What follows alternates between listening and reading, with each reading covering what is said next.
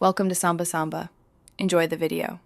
In this video, I will explain how to manage your age on Roblox.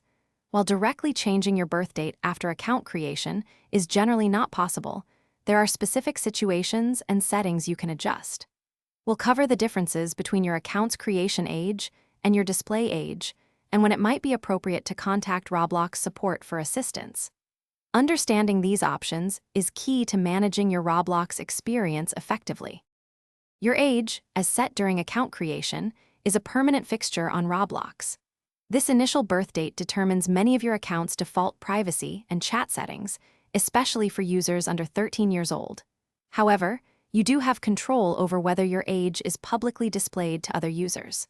Parental accounts also possess greater authority to modify settings for their child's account, offering more flexibility in managing their online experience.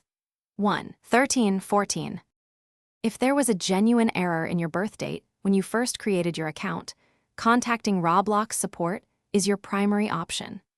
You will likely need to provide valid identification, such as a government-issued photo ID, to verify your correct age.